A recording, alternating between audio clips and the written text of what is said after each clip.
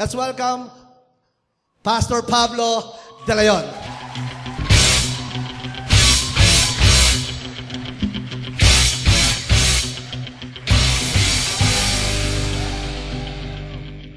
Kinakabahan ako lalo.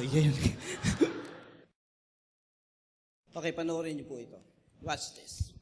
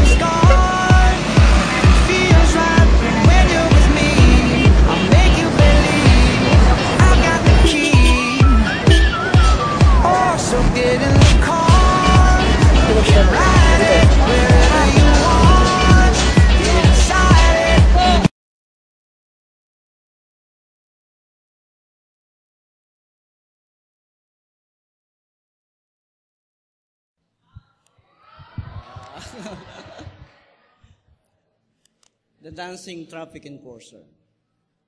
This dancing traffic enforcer is an example of excellence. Bakit po? Kasi ginawa niya ng maayos yung kanyang trabaho at dinagdagan pa niya. You know, excellence is not only for those managers or owners of big companies. Excellence is for all of us. Tayong lahat, kinakailangan ho na excellence. Whatever area of work or career you have, excellence is for you. Sabi mo sa katabi mo, for you. Yeah. In a very simple explanation, excellence is to do a common thing in an common way. You know that God cares about excellence. God is the God of excellence. So God's people must be a people of excellence. Sa trabaho natin, so work natin, doon po sa ating kumpanya, kinakailangan ng excellence. Ano? At hindi lang doon sa mga companies o doon po sa mga work natin sa job, kung hindi ho, maging dito po sa church natin. Alam niyo, nakakalungkot po minsan sapagkat minsan, pagdating sa church, parang lagi tayong nahuhuli doon sa excellence. Tandaan natin, kung tayo po'y nag-excel doon po sa work natin, sa job natin, dapat lalong-lalo na po doon po sa ating church. Why? Because God's people must be known or characterized by excellence. In Philippians 4:8, finally, brothers and sisters, whatever is true, whatever is noble, whatever is right, whatever is pure, whatever is lovely, whatever is admirable, if anything is excellent or praiseworthy, think about such things. Apostle Paul says, think about such things. Ano po yung pinaiisip niya dito? Excellent or praiseworthy. Tandaan ho natin, God desires our best. But our excellence, tandaan ho natin, must be in the area of our expertise. Yes, God desires excellence. Pero it must be in the area of our expertise. Kasi tandaan mo, hindi ka gagaling pagka hindi ka expert dyan sa bagay na yan. Pagka hindi ka 80% dyan sa bagay na yan. Isang krimen ang gawin mo ang hindi mo naman expertise. Isang krimen ang gawin mo, ang hindi mo naman kagalingan talaga, hindi mo gift. Alam niyo po, ang expertise mo, yun ang kamandag mo. Sabihin mo nga sa katabi mo, may kamandag ka. May kamandag ka. Tingnan niyo si Pacquiao. Ano kamandag ni Pacquiao? Ang kamandag niya, boxing. Hindi ho niya kamandag yung pagbabasketball, di nga makashoot eh. Hindi niya kamandag yung ang kamandag niya, boxing. Kaya pag paminsan-minsan, tatanungin mo si Lord. Tanong-tanong kay Lord pag may time. Lord, ano ba talaga ang gift ko? Ano ba talaga ang galing ko? Saan ba ako talaga gagamitin mo, Lord? Tandaan niyo, lagi ko sinasabi, wala hong mahinang Kristiyano. Wala lang sa tamang pwesto. If you are not a singer, and you are trying hard to sing, maawa ka naman po sa amin. Sabi mo, tenor ka, nang kumanta ka, tinotorture mo naman kami. Ay, hindi ka singer, maybe you are a dancer. Tandaan natin, it takes a special measure of dedication to be excellent. Excellence in Christianity does not happen by accident. It requires commitment and strong motivation. Pero yet, every Christian has a high calling, the calling to excellence. We need commitment, we need a strong motivation, and then, the help of God, we will excel. Tandaan niyo yan. Kailangan natin ng tulong ng Diyos, pero hindi lang ng tulong ng Diyos, kailangan ding tulungan mo sarili mo. Kinakailangan ng commitment and strong motivation sa iyong parte. In Philippians 3:14, ito ho yung ating key verse. Sabi ho dito, I press on toward the goal to win the prize, for which God has called me heavenward in Christ Jesus. You know that Philippians 3:14 is excellence on the part of Paul. The Bible says, I press on toward the goal. I press on. You know that Paul was dedicated to excellence as a Christian. Paul said, I press on toward the goal to win the prize. And you cannot win the prize without excellence. He did not believe in careless commitment. His goals were high, his standards were high, and his purpose in life was to be the very best person in Christ that he could be. Why? Because his life is a life of excellence. Paul was the finest product of Christianity. Why? Because he has excellence. In the 3rd chapter of Philippians, he shares some point about excellence. Okay, let us see Philippians 3:12-17. Not that I have already obtained all this or have already arrived at my goal, but I press on to take hold of that for which Christ Jesus took hold of me. Brothers and sisters, I do not consider myself yet to have taken hold of it, but one thing I do, forgetting what is behind and straining toward what is ahead, I press on toward the goal to win the prize for which God has called me heavenward in Christ Jesus. All of us, then, who are mature should take such a view of things, and in some point you think differently, that to God will make clear to you. Only let us live up to what we have already attained.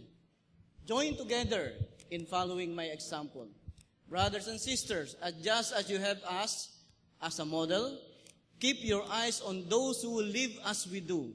For as I have often told you before, and now tell you again, even with tears, many live as enemies of the cross of Christ. Titingnan po natin dito yung lang mga points about dito po sa sinasabi ni Apostol Pablo about excellence. Nagpakita ho siya dito ng mga bagay-bagay about excellence. Una, tingnan ho natin sa verse 12. Ano sabi niya dito? Excellence is a way of life. Bakit? Ano sabi ho niya dito? Now that I have already obtained all this, or have already arrived at my goal, but I press on to take hold of that for which Jesus took hold of me. Brothers and sisters, I do not consider myself yet to have taken hold of it, but one thing I do, forgetting what is behind and straining toward what is ahead. Tandaan ho natin, excellence is a way of life of Paul. Paul strives for what Jesus wants him to be, and that is excellence. Paul says, I press on, straining toward what is ahead. What we see in these verses was excellence. Excellence is the way of the life of Paul.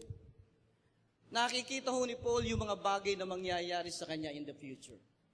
Doon sa kinaharap ng kanyang buhay. Paul saw good things would happen to him in the future. And he knows that through the spirit of excellence, that God will help him to attain it. Kaya nga sabi niya ho dito, hindi ko pa nararating yan. Pero sabi niya, but I press on. At ang sabi pa niya sa verse 13, forgetting what is behind. Ibig sabihin, nagsusumikap siya. And that is excellence. Paul saw good things would happen to him in the future. At alam niya na maa-attain niya yung mga bagay na yan through excellence. With the help of God, with excellence, maa-attain niya yung mga bagay na yan. Mga kapatid, tandaan mo, pag wala kang nakikita sa future mo na magandang bagay, ang bawat araw sa'yo, tsambahan na lang. Sino dito yung may nakikitang magandang future sa buhay mo? Can you say amen? Hindi ka accident prone. Tandaan mo. Maraming mga Kristiyano, hindi nakikita yung gagawin ng Diyos sa hinaharap sa kanyang buhay. Kaya kalimitan, ang kanyang buhay araw-araw ay aksidente, tsambahan na lang.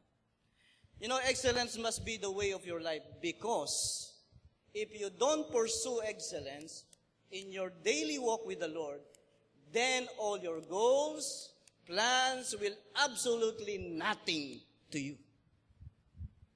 But if you have excellence, God will bless you.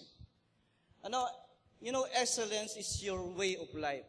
This must be the way of your life. You will treat, if excellence is the way of your life, I guarantee you, you will treat your work differently. And you will have passion in your work.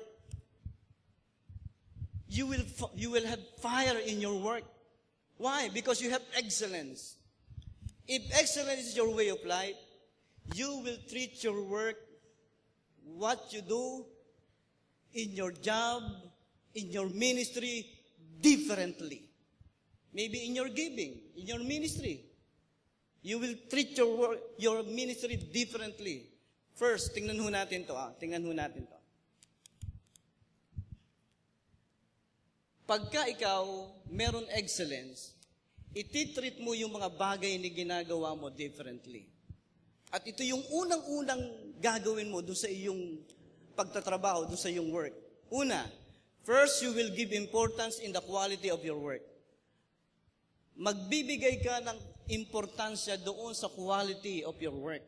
Tandaan mo, hindi ka gumagawa para sa iyong sarili lang. Ikaw ay gumagawa para kay Kristo.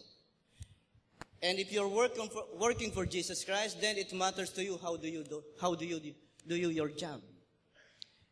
You care whether you're working with diligence or with laziness. You care whether you're doing your best or okay lang yan. You care whether you are doing the right thing or just doing the easy thing. Tandaan natin, the quality of your works matter to you. Yun hong mga gumagawa kay Kristo. Yun hong gumagawa ng maayos para sa Panginoon. At ito'y ginawa mo as an expression of your devotion to Christ. You will bring honor and you will glorify our Lord Jesus Christ.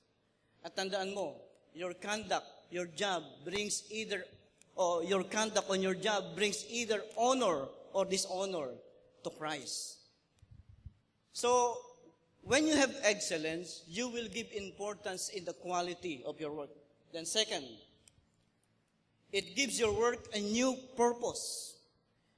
Your job isn't just a way of make a living. It is an assignment from Christ.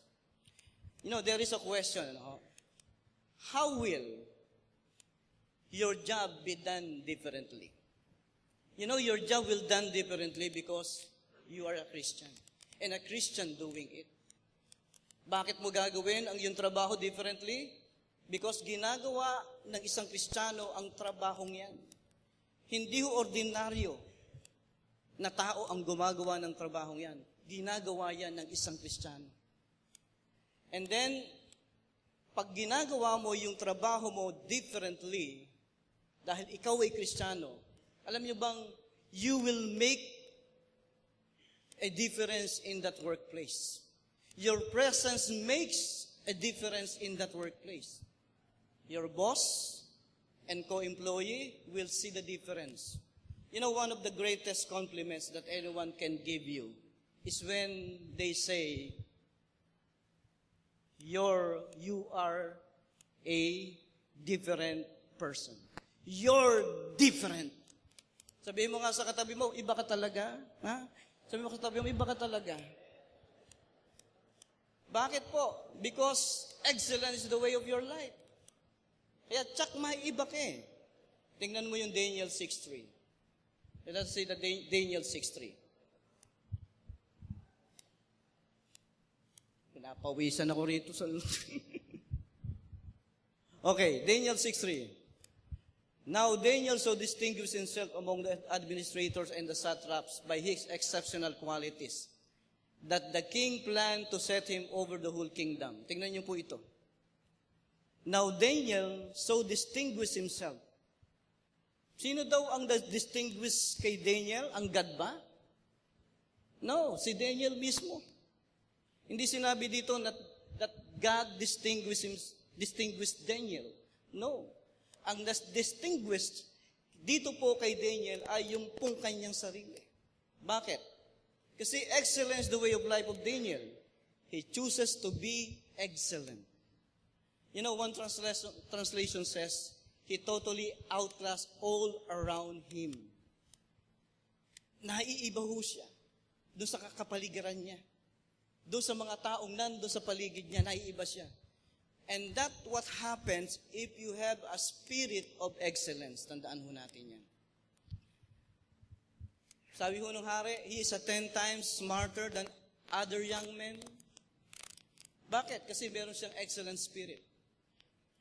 Tandaan ninyo, tinaas si Daniel dito ng hari at binigyan siya ng napakataas na trabaho doon po sa kanyang kaharian. Pagka ikaw ay man of excellence, pagka nag-e-excel ka doon sa area ng work mo, sa trabaho mo, o anuman ang ginagawa mo, God will give you so much favor. If your way of life is to excel, God will promote you.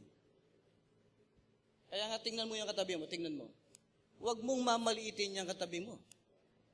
Pagka nagkaroon excellent spirit yan, huwag mong mamaliitin yan. Lalaki din yan. Sabihin mo nga sa katabi mo, huwag mo akong maliitin. Malakihin mo ako. Ha? Lalaki din yan. Makita mo. Ha? Kapag may excellent spirit ka, magtatagumpay ka tsak. Bakit? Kasi excellence is the way of your life. This must be our life. This must be our performance. In anything that we will do, excellence must be there. Second, verse 15. All of us then who are mature should take such view of things. And if on some point you think differently, that too God will make clear to you. Our second point, excellence is an attitude of matured Christians. Minsan sinasabi natin, lumalago ako sa aking Christian life. Minsan sinasabi natin, matured na ako. Pero alam niyo ba, ang isa sa karakter ng isang matured Christian ay excellence. Sabi ho dito ni Paul, all of us then, who are mature, should take such view of things. Ito dapat yung maging kaisipan natin. what in the mind of Paul in this time ay yung pong excellence. Paul was willing to teach to reach for excellence because of his maturing sense of values. Meron pong maturing sense of values ito pong si Paul. Kaya nga he is willing to reach excellence in his life. Bakit? Matured na siya. Matured ka ba? Dapat meron kang excellence doon sa mga bagay na ginagawa mo. At ito po yung gusto mong ma-attain doon po sa buhay mo. Paul said that God's purpose for his life was not yet fulfilled. Hindi pa po na-fulfilled yung purpose ng Lord sa kanyang buhay, meron pa. At dahil nga malago siya, he was determined to reach that purpose with excellence. You know, the Christian who is growing in his faith, in his relationship to God, are aware of the distance he still has to go. And Paul was a spiritual, tandaan natin, Paul was a spiritual mountain climber sa pagkakataong pong ito. Bakit? The closer he got to the top, the more clearly he realized that he was not yet there. Paul was a spiritual mountain climber. Umaakyat siya. At nung pong siya'y malapit na doon sa tuktok, alam nyo, bagamat malapit na siya sa tuktok, pero sa isip niya, hindi pa siya nakakarating doon. At kinakailangan mag-strive siya para makarating doon po sa tuktok. And at the same time, he was not about to turn around and to go back. Pero hindi ho siya susuko. Aakyatin niya at aakyatin yung pong dulo ng purpose ng Diyos sa kanyang buhay. Because he was a mountain climber. Spiritual mountain climber. And habang umaakyat siya, what in his mind is to go on with excellence.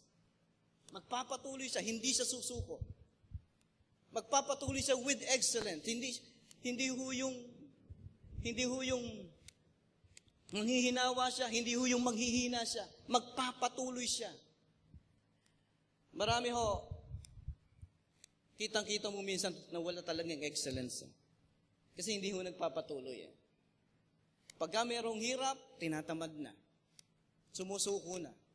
Tingnan niyo kung gusto niyo at you are aiming for excellence, alam niyo bilang isang mananampalataya, lalong-lalo na tayo mga lingkod ng Diyos, kung ikaw ay nag-aim for excellence, tulad ni Apostol Pablo, hindi ka susukong umakyat.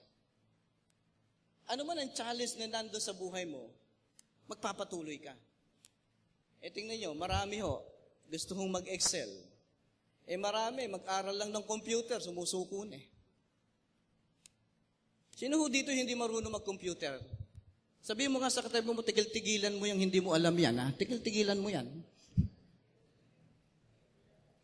Sa panahon ho natin ngayon, kung gusto mong mag-excel, malaki ang advantage ng marunong ho sa technology.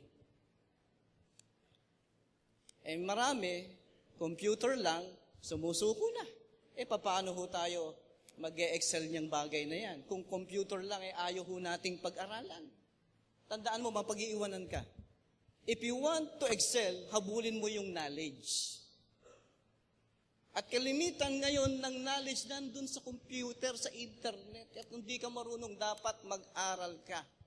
Can you say amen? Nakalimutan ko lang magdala ng propek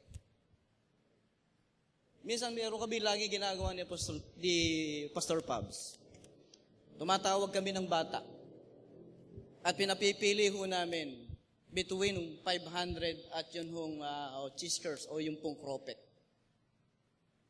At kalimitan, siyempre, dahil bata, maliit, ang pipiliin niya yung pong kropek, hindi ho yung 500. Hindi yung 500. Bakit? Kasi hindi naman niya alam yung value ho nung 500. Tandaan ninyo, an immature person, spiritually, an immature person often lacks of perspective on value. Pero yung mature person learns to choose the greatest value. Para yung bata, hindi pa niya alam kung ano yung value nung pong 500 eh. Na maraming mabibiling cropek yon. Kaya ang pinipili ho niya yung cropek. Pero spiritually ko, ikay mature. Ang pipiliin mo yung 500. Bakit? Malaki yung value nun eh. Ganun tayo pagka lumalago tayo sa ating Christian life. Because pursuing success does not comes from God, tandaan mo eto ho. Pursuing success that does not come from God produce trouble. Minsan, hindi natin alam talaga kung ano yung mas mahalaga sa buhay ho natin. Minsan, hindi natin alam na yung great value ng bagay na yon ay merong lasting effect doon ho sa buhay natin. Pero ang pinipili natin, yung mga bagay na panandalian lamang. Tandaan niyo, you want success? Success that does not come from God produce trouble. Tingnan niyo mo yung Proverbs 10:22. Ano sabi diyan? The blessing of the Lord brings wealth, and He adds no trouble to it. Yun daw, blessing of the Lord brings wealth. Pero yung blessing of the Lord, the blessing that comes from God, add no trouble to it. Walang trouble. Walang trouble.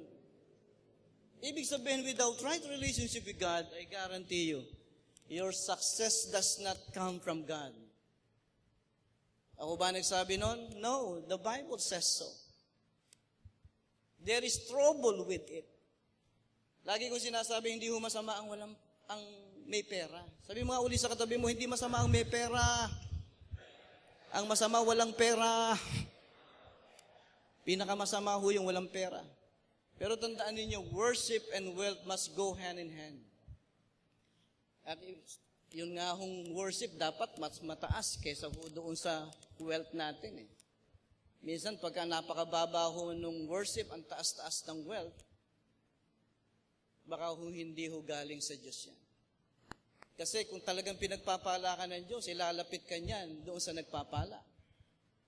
You know, meron hong isang ilustrasyon na naisip ako patungkol ho dito. Wala akong maisip na napakagandang ilustrasyon patungkol ho dito kung hindi ho yung the most celebrated entertainer of all time. Sino ho yun? Si Elvis Presley. You know, Elvis Presley achieved more fame and fortune than anyone. But, tingnan nyo but what meaning did it add to his life? No. He suffered depression, self-doubt, and longings to be loved. Tandaan natin, si Elvis Presley, Christian ho yan. Lumaki ho yan. O nung maliit siya, nandun ho siya sa choir, sa church. Elvis' battles led him to drug abuse and casual sex with adoring female fans. Finally, Elvis died on August 16, 1977 at the young age of 42. Pero dati po, Kristiyano siya. You know, I am convinced that for us truly to be able to enjoy the fruits of our efforts, we must first and foremost pursue excellence in our walk with God. Yan ang dapat nauli. Gusto mo na yung excellence, yung fruits of your excellence, yung fruits of your labor with excellence, ay talagang ma-enjoy mo. Ang unang-unang dapat nag-e-excel ka ay yung relationship mo sa Diyos, yung walk with God, yung paglakad mo doon sa Diyos. Tandaan mo yan. Pangatlo, tingnan ho natin. Sa verse 17, join together in following my example, brothers and sisters. And just as you have us as a model, keep your eyes on those who live as we do. Tandaan ho natin, Paul had an obligation to his Christian brothers. Kaya nga sabi niya ho dito, join together in the following my example, brothers and sisters. He was committed to excellence because he was an example to others. Bakit ka mag-excel? Kasi merong ibang nakatingin sa'yo. Ano ba yung excellence? Excellence is to do a common thing in an uncommon way. Ginagawa mo yung mga bagay na tinatrabaho mo, ginagawa mo in uncommon way because somebody ay nakatingin po sa'yo. If you live a life of excellence, you become example for others. Paul may sound a little arrogant when he tells people to follow him as an example. Pero hindi ho siya arrogante rito eh. Kinakailangan tingnan natin yung context. He's talking about being an example of striving for excellence. Yun ho yung context nun. Example of striving for excellence. Hindi ho siya nagyayabang lang. Ang gusto niya, sundan yung example niya for excellence. Dito ho, sabi, gawin niyo akong example. Hindi sinabi ditong, kopyahin niyo ako. Ang sabi dito, gawin niyo akong example, maging inspirasyon niyo ako. Alam niyo, si Pastor Pone, hindi ko kailanman kayang kopyahin yan. Mas matindi sa akin yan eh. Hindi ko kayang kopyahin yan, kakaiba yan. Pwede kong gawing inspirasyon, example, si Pastor Pone, doon sa kanyang excellent spirit. Pero hindi ko siya pwedeng kopyahin. Alam niyo, ang talagang lamang ko lang dyan, itsura lang talaga eh.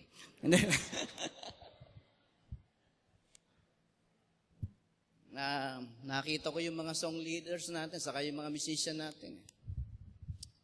Talagang, ewan ko kung kinokopya nila yung Planet Shakers o example lang nila o inspirasyon nila yung Planet Shakers. Ano? Tingnan niyo mga buhok, Planet na Planet Shakers. Ako kaya ang kopyahin nyo. Tingnan natin.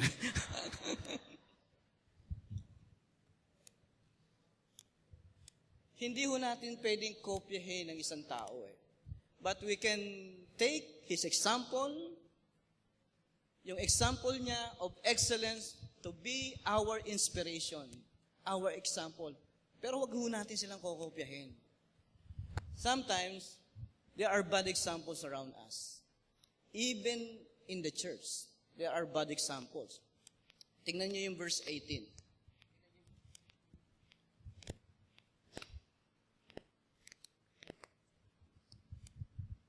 For as I haven't often told you, and now, sabi niya, tell you again, even with tears, many live as an enemies of the cross of Christ.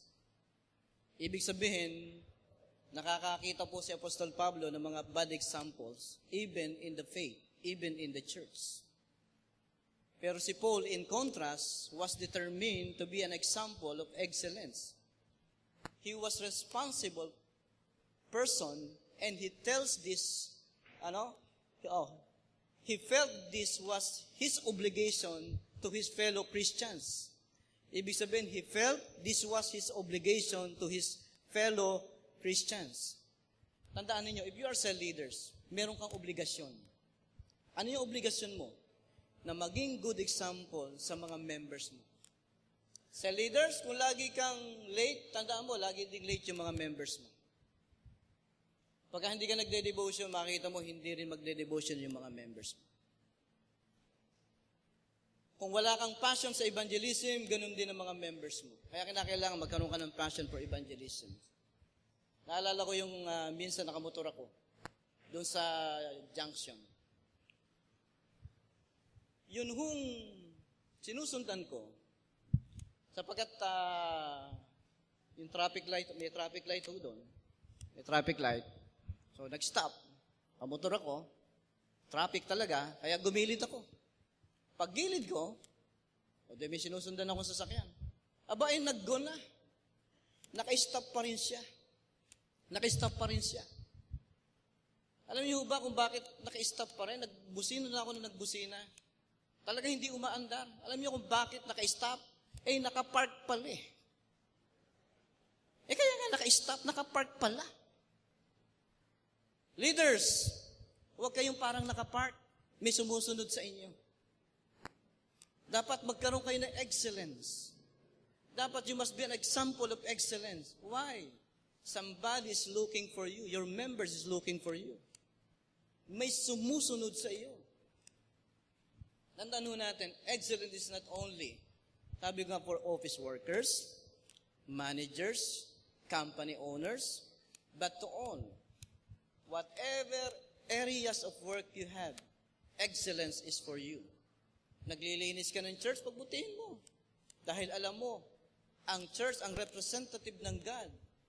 Sa katandaan mo, anumang pinagkakatiwala sa atin ng Diyos, dapat alagaan ho natin. Architect ka, pagbutihin mo ang design mo.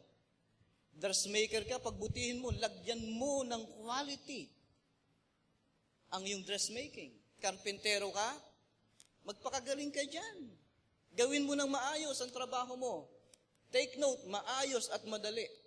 Kasi meron mga karpintero, pagpukpok ng pako, pagpukpok, yung susunod na pukpok, kinabukasan na ang ulit.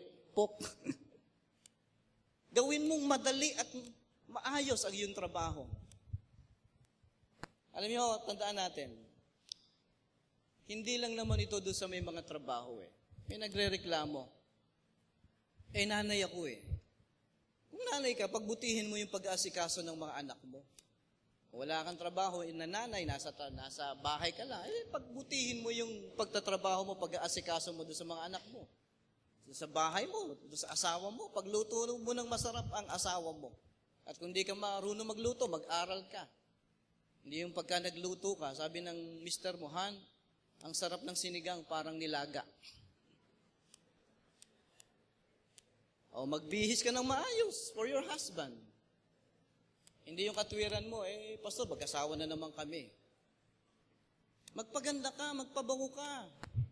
Miski na nasa bahay ka, pagkatapos ng ginagawa mo, magpabango ka. At siyempre, maligo ka muna. Maligo ka. Di ba?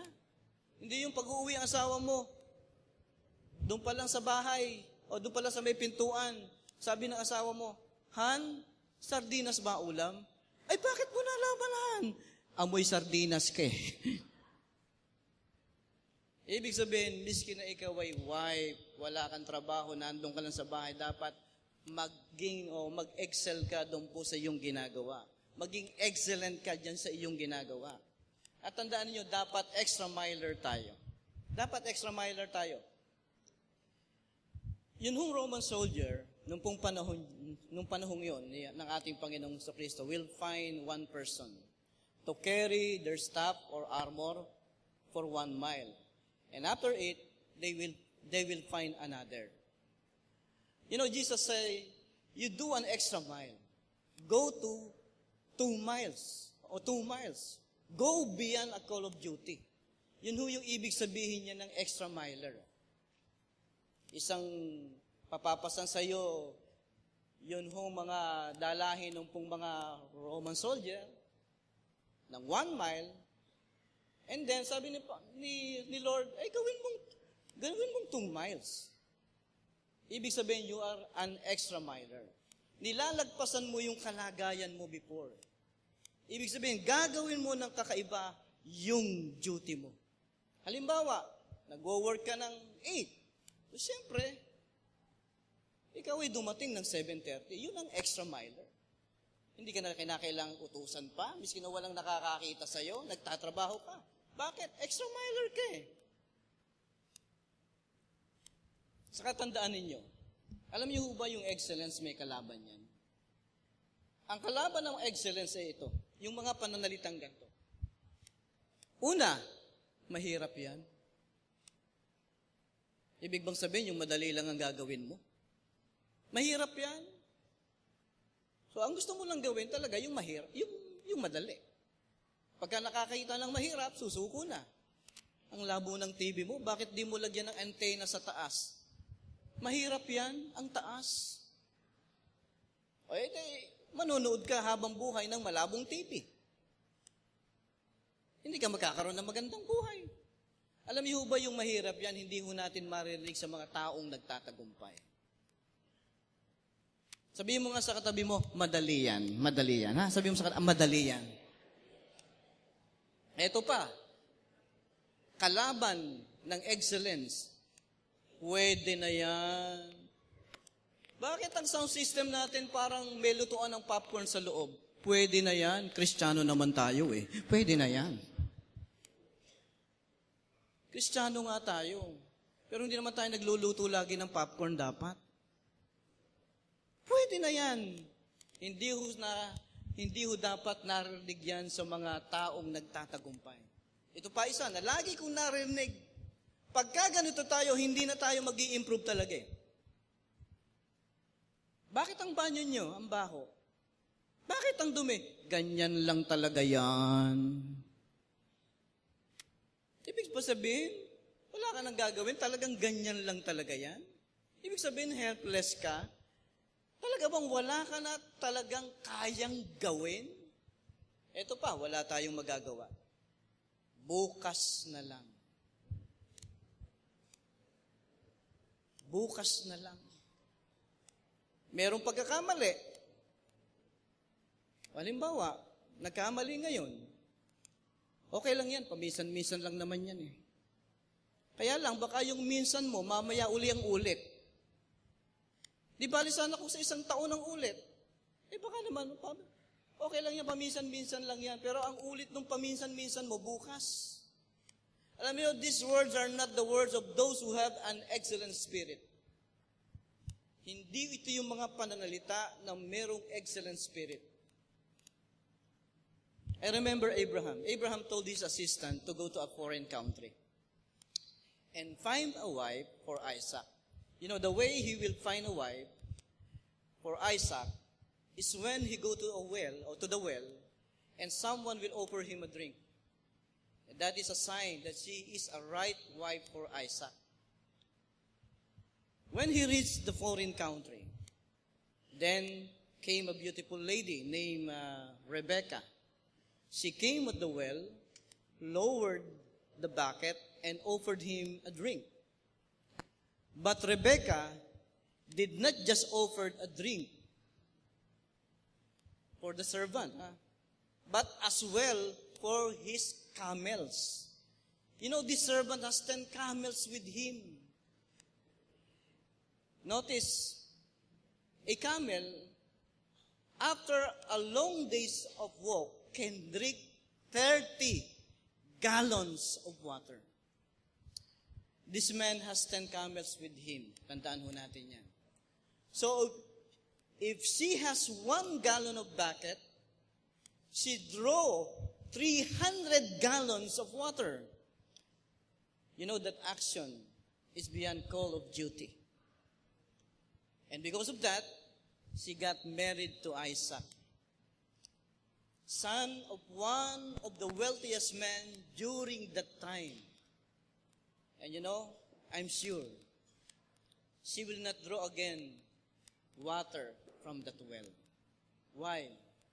Because she is an extra miler. She does things not in an ordinary way. Mga kapatid, if you are an extra miler, una, God will bless you. God will promote you. Why? Because God does not bless laziness. God rewards excellence. Meron nga kwento eh. 3 tao. Hapon, Amerikano, Pilipino. Pagkagising nila, sa tabi nila merong 1 million. And somebody asked them a question. What will you do to 1 million? To that 1 million? Sabi ho ng Amerikano nung sumagot, I will put up a business. Sumagot ho yung Hapon, okay, what will you do? Doon sa 1 million. You know, yung Japan, yung Hapon, sumagot, I will build hotel. Tinanong ho yung Pilipino. Sabi nung Pilipino, sabi doon sa Pilipino, what will you do? Sabi nung Pilipino, I will sleep again. Para maging 2 million. I will sleep again. Upang sa ganun, maging 2 million. Sinasabi ko sa inyo, God will not bless laziness. God will bless excellent spirit. Meron akong kilala, engineer. Nandun na sa US.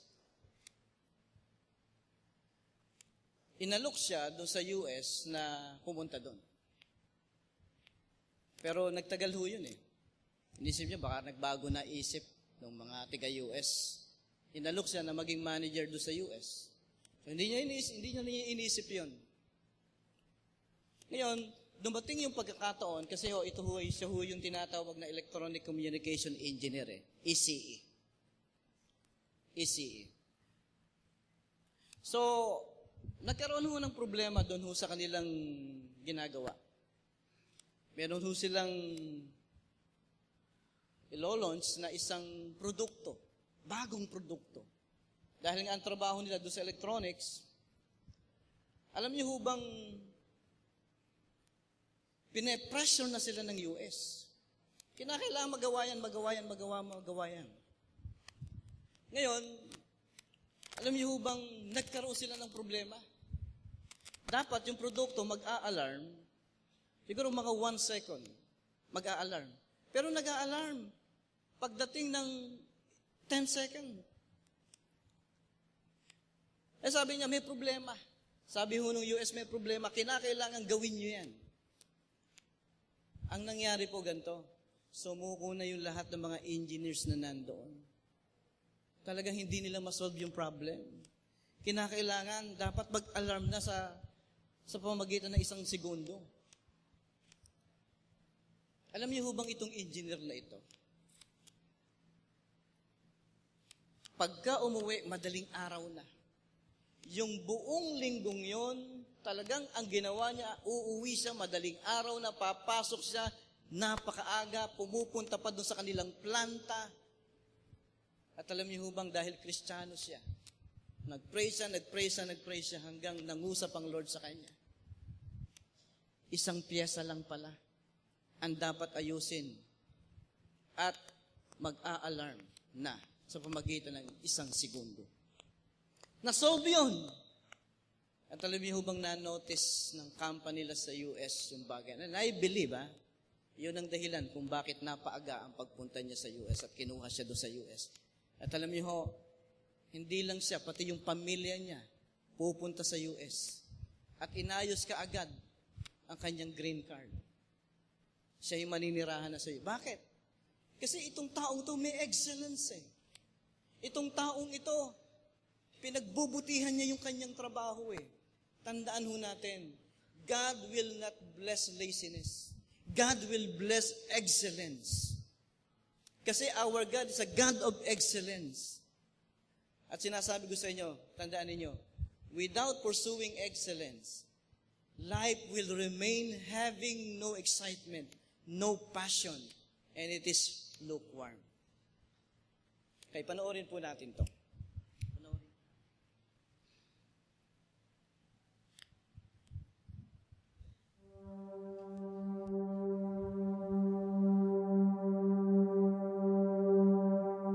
They say that the probability of being born is 1 in 400 trillion. I'm a living, breathing miracle.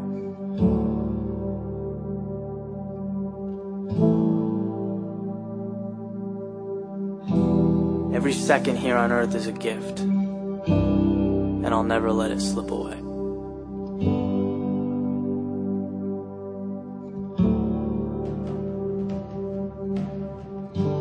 Each day that I'm alive, I will be better than I was the day before. When life gets hard, I will work harder.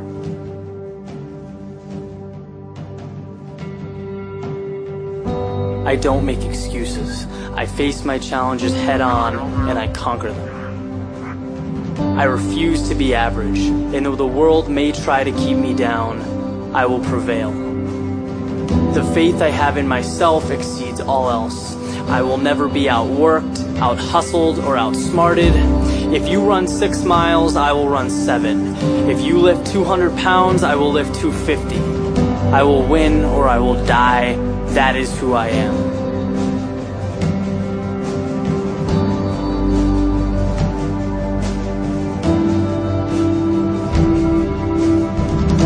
have never come across an obstacle that is insurmountable. The world does not provide barriers, it provides unlimited opportunity. If I get knocked down, I will get back up, and I will be better because of it.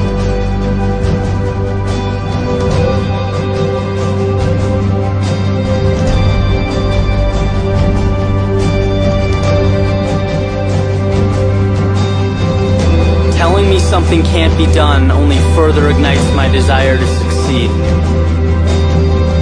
I know that the road less traveled is difficult, but diverting from it was never an option. The only person responsible for my success is me.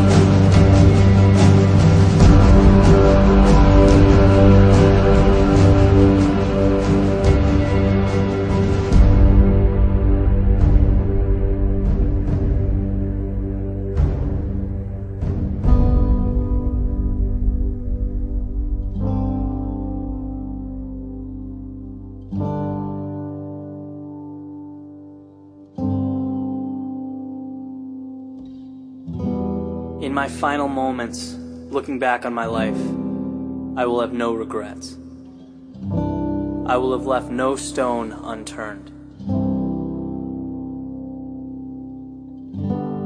The sacrifices made, the blood, sweat, and tears, the countless hours put into my craft will not have been in vain.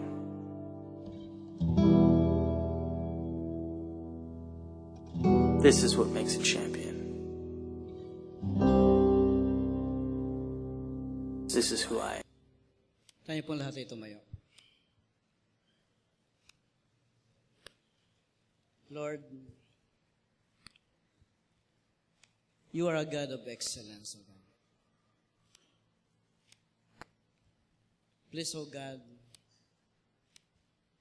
put this in our mind, that you will not bless laziness, but you will bless diligence, O God. Excellent spirit, O God. Lord, make us a Christian who loves excellence, because you are an excellent God. So being your children's, excellence must be our life. With your help and with our commitment to excellence, we know, God, you will bless us. You will give us success.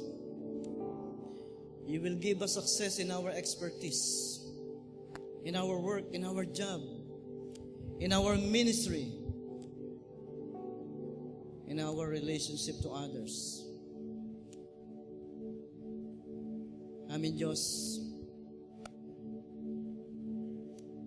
Ang excellence is not a matter of age, O God.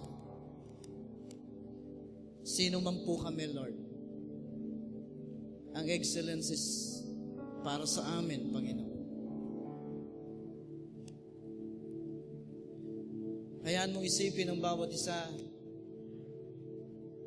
ay ang kaisipang tulad ni Apostol Pablo, Panginoon.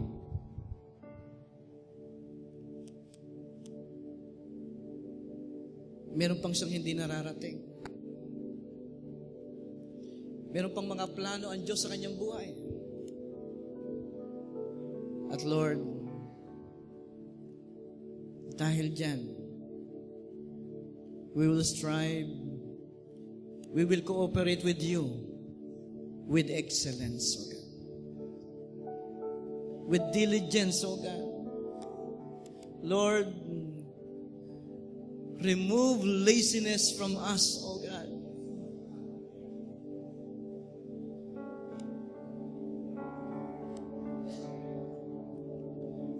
Meron kang nakikitang mga bagay na napakalaki sa buhay namin, Panginoon.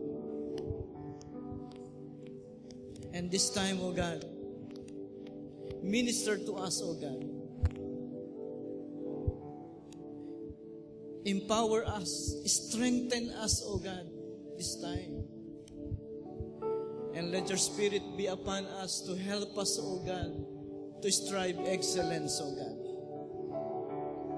Napakarami ka pang plano sa buhay namin. You have a big plan for this church. For our church, O God. And we know that plans, O God, will not happen, O God, without excellence on our part, O God. Tulungan mo kami, Panginoong Hesus. Gabayan mo kami. Hayaan mo, Panginoon, na sa lahat ng ginagawa namin, hahanapin po namin yung pong excellence, O God. Idadagdag po namin yung excellence, O God. Hindi namin titingnan na mahirap yan. Hindi ho namin titingnan na hindi namin kaya yan. Kundi titingnan namin, Panginoon, yung magagawa mo sa buhay namin, Panginoong Hesus. Yun po yung titingnan namin, Panginoon.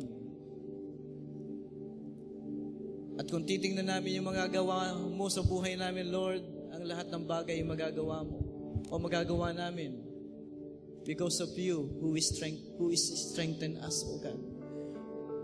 Dahil sa iyo na pinalalakas kami, Panginoon. Tulungan mo kami, Panginoon.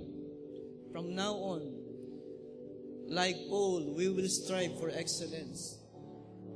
We will go on with excellence, O God. Alisin mo yung spirit of laziness sa buhay mo namin, Panginoon. Alisin mo po ito. Hindi ho lumalago ang members ho namin, ang church namin. Marami kaming hindi nakakamtan ng mga plano mo sa buhay namin. Because mas pinaiiral po namin ang spirit of laziness kesa sa spirit of excellence, O God. Lord, sa oras na ito, we would like to exalt you. We would like to exalt you in our lives, O God. And one way of exalting you is we will exalt you through our excellence, O God. Lord, keep this in our mind that we can exalt your name, we can exalt you with excellence, O God. Pag nakikita doon ng mga tao na nakikita nilang kami gumagawa na may kasipagan with excellence, O God, lalong-lalo na yung hindi mga mananampalataya, pupurihin nila ang Diyos sa pamamagitan namin, Panginoong Hesus. Pupurihin nila ang Diyos at maraming maliligtas, Lord, because of our excellence, O God. Panginoon, salamat po sa ginawa mo ngayong pong gabing ito. At hayaan mo na after this, sa tuwing nakikita mo kami, ay namamayani ang spirit of excellence sa aming pong mga buhay. Ito po aming samod na langit sa pangalan ni Jesus. All of us say, Amen!